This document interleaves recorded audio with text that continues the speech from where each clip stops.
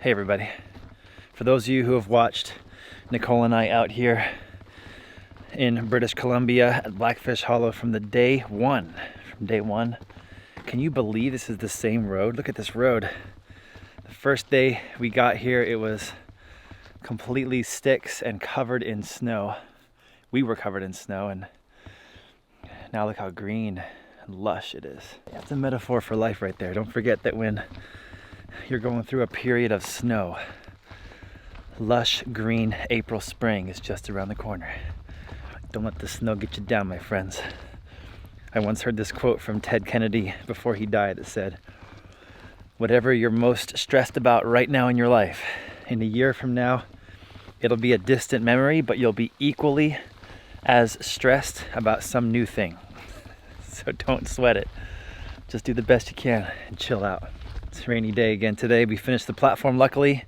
We just spent this morning kind of doing some reinforcement projects of the platform. We're bringing out the yurt manual, so I'm kind of wandering around the property and checking out what wild things I can harvest.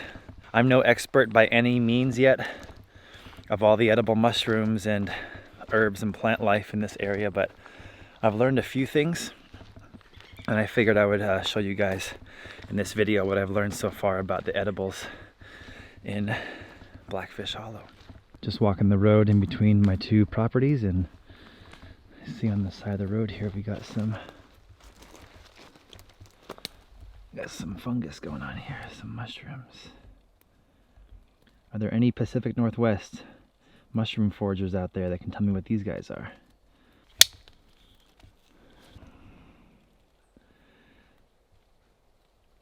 Can anybody out there identify these guys for me? Because they were growing right on the property here, right alongside the road.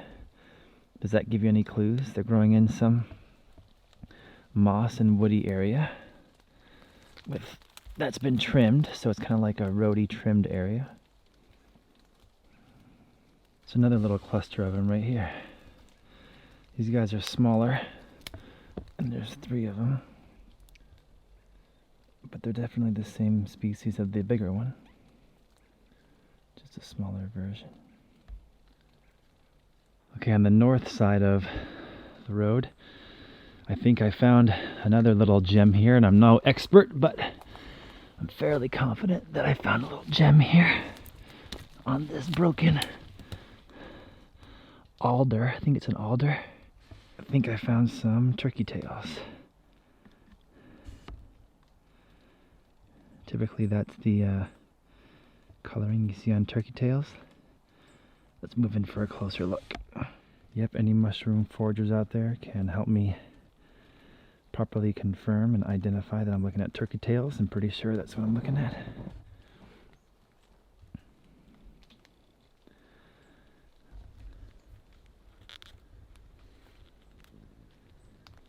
Underneath here.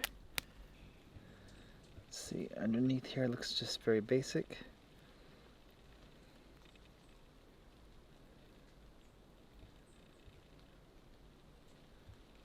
That one's almost green in color.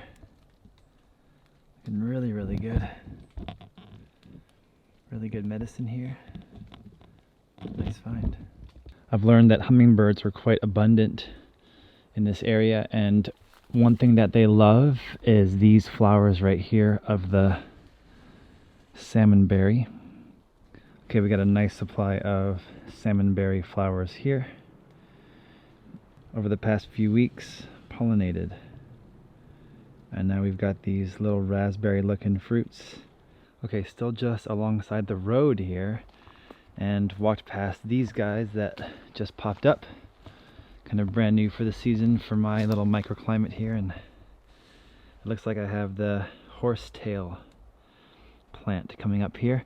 Just behind, there's this little depression with a river or stream that goes through the property, and it's kind of clogged up right now by all this debris, but we'll be tending to that here coming up pretty soon. And this horsetail loves the water, so these guys grow into really incredible green, kind of almost ocean looking plants, but in this stage we can eat them like a crunchy little water chestnut carrot kind of thing, and I'll break off from the camera here and I'll show you guys right now. I'll take you guys in for a little close-up so you can see what I'm doing, but I'm just gonna take these guys and just cut them off and then kind of just shave off the hair or pick off the hair. I'm gonna cut the top head off and just kind of, it's like raining off and on today. This is a great way to kind of suck some rainwater out, and very watery and crispy. Taste is kind of neutral. I like eating a piece of celery, but one of these small ones like this guy right here, and I'm just gonna cut him right off and then just take it and kind of pick off the hair guy.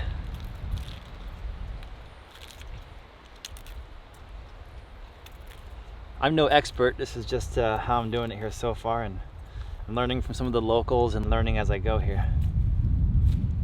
I'm just eating that part right there. That was a good one. Nice and crispy. You guys saw Nicole and I come in and clear the old logging road to make room for our shelter. And the shelter is now, the shelter platform is all covered up here for the rain. And we are prepping ourselves to put up the yurt tomorrow because we're supposed to have like 3 days of good weather in a row starting tomorrow. But next to the logging road, we have lots of ferns. So let me show you guys down here. I got like this fern growing really nicely, and let me show you guys a little close up of what I'm gonna eat on this fern. They call them fiddleheads, maybe some other names you might have heard, and we can pick these guys, especially when they're young, and kind of just use them like an asparagus and cooking up. And I first heard about this in Hawaii. The native Hawaiians were using these little young ferns for cooking, and I did some research a few months back, figured out that these ferns can pretty much be eaten around the world. So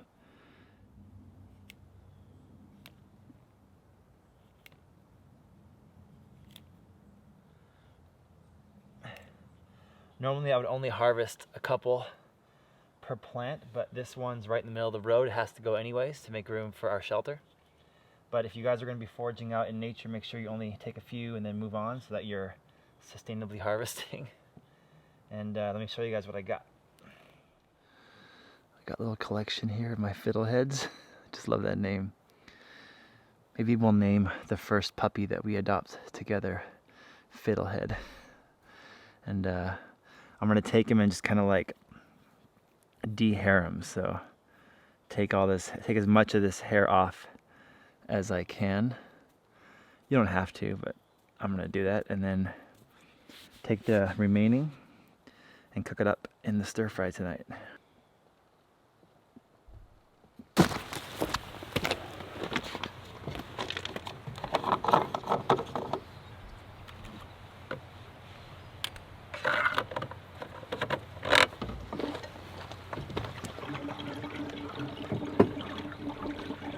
This van is a Mitsubishi Delica, imported from Japan to British Columbia. So the driver is on the opposite side compared to what America usually has. And I learned about this van because I was kind of browsing through some videos of another YouTuber. I think his name is Chris Harbor. And I don't know where he is, in Europe somewhere, but he did like a cob house with cob and wood. And then he got this van. And for like the last 8 years of my life, I've always wanted to have a 1980s diesel Mercedes or a diesel truck that I run off used vegetable oil.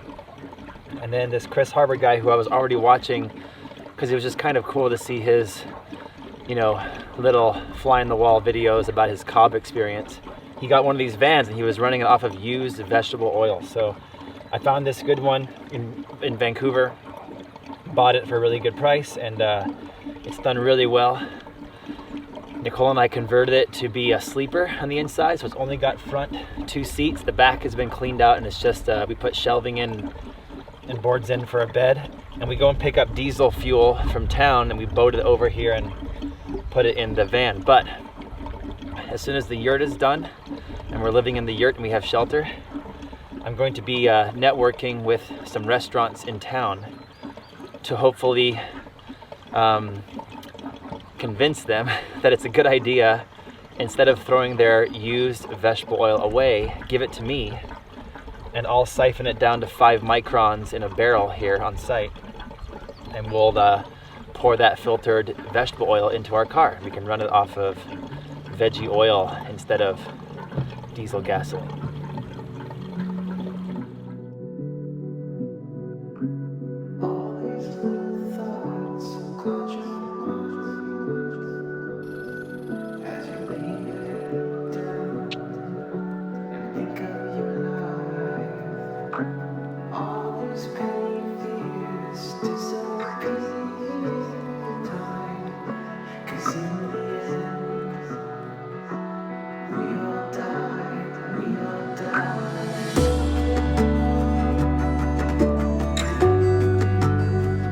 Just wanted to show you guys something. Look at these plants that I neglected. I didn't realize that these cauliflowers were really dry already. The other plants are all looking good, and we had them all together. There was rain even yesterday, and they still look dried out and a little limp. This is okay because I'm gonna put these in the ground right now and water them. I might even cut the outer leaves off and just keep the center. And you'll see in a couple hours it'll be all perked up again with some water, and in a couple weeks they'll be on their way to making mature cauliflower plants, and we'll have some amazing heads of cauliflower to eat.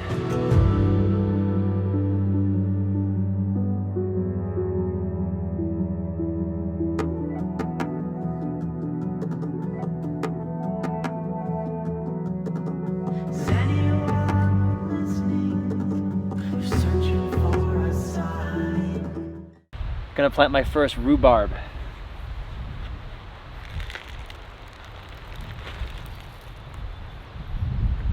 Nicole, look at this guy. It does feel pretty compact from the pot, like it's pretty solid in there, and he's got a nice big taproot that's kind of all like wound up. I don't want to break the taproot, but I do want to like free it up a little bit, and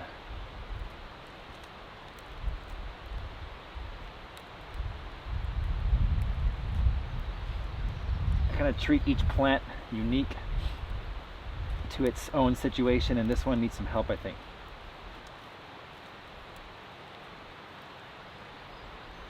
All right, that's good.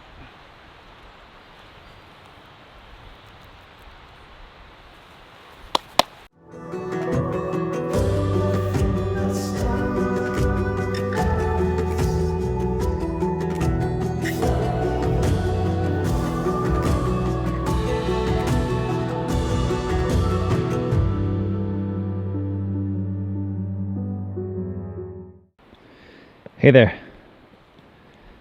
Hey. You want to show folks your potatoes? Sure. They're everywhere. So we have just a bunch of potatoes coming up right here. And then we have some more potatoes coming up here. And then we have some even popping up over here. Yeah, we have a lot of potatoes. We have more to plant too, so. We got some really cool purple varieties that we like. Yeah. For those antioxidants. So thank goodness we like potatoes. Hey, can I say one thing? Yeah. I love this dandelion that's in your hair right now. Thank you. Dandelion is not a weed, guys. Well, it looks like a beautiful superfood on you. What if I just went, ow? You don't want to eat the flower, but the leaves are edible. And the roots. Nice. Yeah. Look good, babe. Get this Egyptian walking onion in the ground too.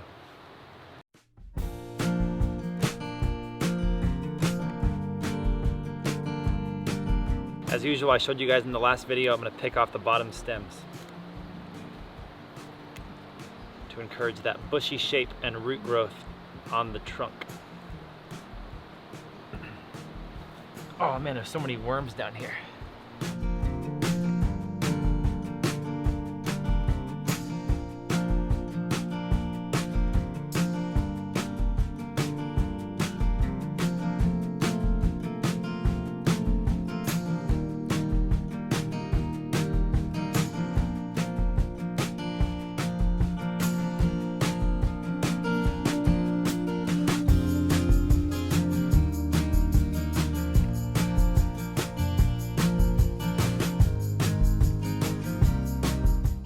See how I paid for one basil plant and I got three Genoveses. It takes some skill learning how to divide plants up and confidence, but then once you do, you can really triple your money very easily. But my secret is get as much root on them as possible, get them in the ground quick, and then water them right away.